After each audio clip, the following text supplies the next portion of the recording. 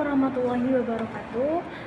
Perkenalkan, kami dari kelompok 11 yang akan menjelaskan materi mengenai teori kepribadian menurut Golden Allport. Teori kepribadian Golden Allport dikenal sebagai pendekatan psikologi individual atau teori trait. Berbeda dengan Sigmund Freud yang banyak melihat masa lalu dan alam bawah sadar. Allport justru menekankan bahwa manusia adalah makhluk rasional yang digerakkan oleh masa kini dan rencana masa depan, serta memiliki keunikan yang tidak bisa disamakan dengan orang lain. Berikut adalah rangkuman materi yang lengkap dan terstruktur mengenai teori kepribadian Golden Allport. Yang pertama, definisi kepribadian menurut Allport. Allport memberikan definisi yang sangat terkenal dan komprehensif mengenai kepribadian. Kepribadian adalah organisasi dinamis dalam individu sebagai sistem psikofisik yang menentukan caranya yang khas dalam menyesuaikan diri terhadap lingkungan. Jika dibedah menjadi 3, ada unsur pokok dari definisi ini. Organisasi dinamis, yaitu kepribadian tidak statis, melainkan terus berkembang, berubah, dan aktif. Namun, di dalam perubahan itu tetap ada pusat keteraturan yang mengintegrasi seluruh komponen kepribadian. Sistem psikofisik. Sistem psikofisik ini kepribadian bukan sekedar konsep psikis, tetapi juga melibatkan kerja, sistem saraf, dan fisik. Keduanya menyatu membentuk satu kesatuan. Dan yang ketiga, menentukan khas, yaitu kepribadian bersifat mengarahkan atau memicu perilaku yang nyata. Kata khas menegaskan bahwa tidak ada dua yang memiliki cara adaptasi yang persis sama. Yang kedua, struktur kepribadian atau konsep trait. Bagi Allport, struktur utama dari kepribadian adalah trait. Trait adalah sistem neuropsikis yang digeneralisasikan dan diarahkan, yang memiliki kemampuan untuk menghadapi berbagai stimulus secara konsisten serta membimbing perilaku adaptasi yang khas. Allport membagi tingkat generalitas trait individu menjadi 3 tingkatan.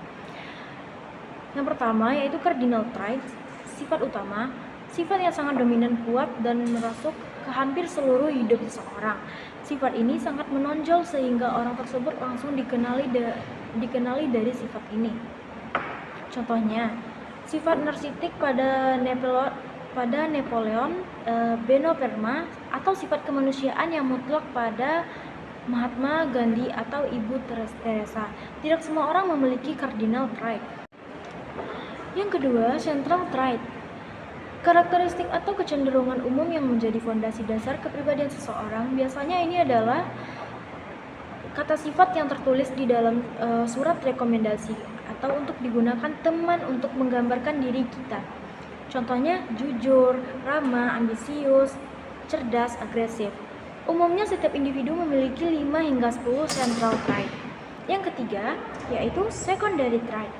Sifat yang tidak terlalu mencolok, kurang konsisten, dan hanya muncul pada situasi tertentu atau dipicu oleh stimulus yang spesifik. Sifat ini tidak krusial dalam mendeskripsikan kepribadian seseorang.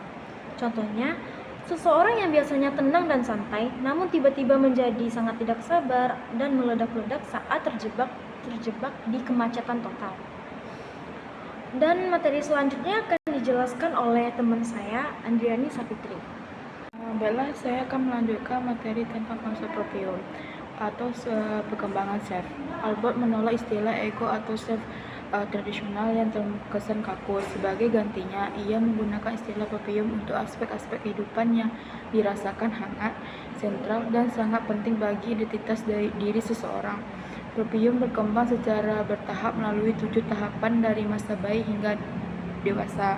Proprium adalah sebutan Allport untuk inti diri, segala hal yang kita rasakan paling penting, dekat, dan mengidentifikasikan siapa kita secara sadar. 3 poinnya yaitu karakteristik utamanya bersifat hangat, mendalam, dan disadari sepenuhnya.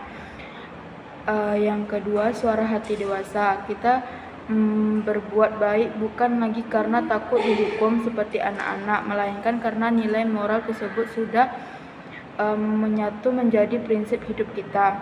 Yang ketiga, motivasi pertumbuhan.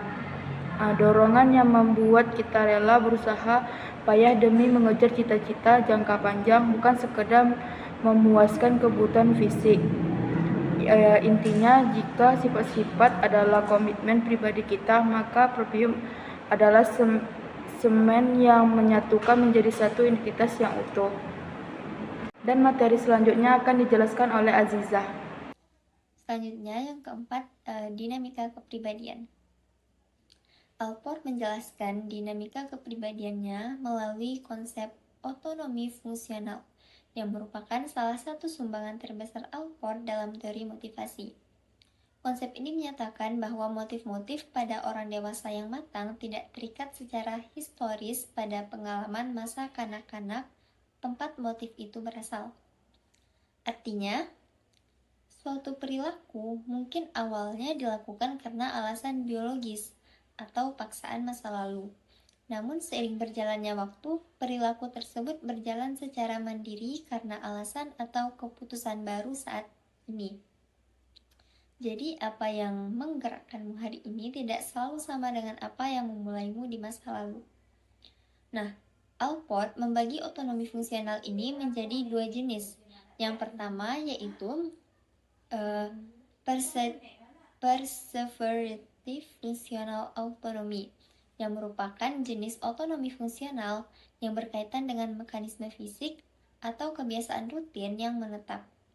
Contohnya yaitu seseorang yang terbiasa bangun jam 5 pagi saat sekolah, maka ia akan tetap otomatis secara langsung bangun jam 5 pagi di hari libur, meskipun ia tidak ada kegiatan. Nah, kemudian yang kedua yaitu ada appropriate functional autonomy, yang merupakan jenis otonomi fungsional yang berkaitan dengan minat, nilai, dan gambaran diri seseorang.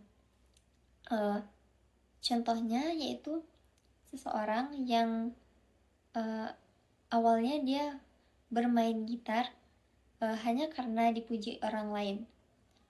Namun seiring berjalannya waktu, ketika ia dewasa, ia terus bermain gitar, dan hal itu dia lakukan murni karena ia sangat mencintai musik, terlepas itu dari apakah ada orang yang memujinya ataupun tidak. Yang kelima yaitu karakteristik kepribadian yang sehat atau matang. Bagi Alport, orang yang sehat secara psikologis adalah mereka yang terus aktif berubah, becoming, dan berorientasi pada masa depan. Ia merumuskan kriteria individu yang matang, yaitu yang pertama itu perluasan perasaan diri. Seseorang tidak egois dan aktif terlibat dalam kegiatan di luar dirinya seperti hobi ataupun pengabdian sosial. Yang kedua, hubungan yang hangat dengan orang lain, yaitu seseorang mampu menunjukkan keintiman serta toleransi dan rasa hormat tanpa bersikap posesif. Yang ketiga, keamanan emosional. Seseorang mampu menerima frustasi, mengontrol emosi, dan tidak mudah meledak saat rencana tidak berjalan lancar. Yang keempat, persepsi, keterampilan, dan tugas yang realistis. Seseorang memandang dunia secara objektif dan memiliki komitmen kuat pada pekerjaannya. Yang kelima, objektifikasi diri. Seseorang mengenal dirinya sendiri secara akurat, mengetahui kelebihan dan kekurangannya, serta mampu menertawakan kekonyolan diri sendiri tanpa merasa rendah diri. Yang keenam, filsafat hidup yang mempersatukan. Seseorang memiliki arah dan tujuan yang jelas, seringkali dibimbing oleh nilai-nilai spiritual ataupun moral yang konsisten.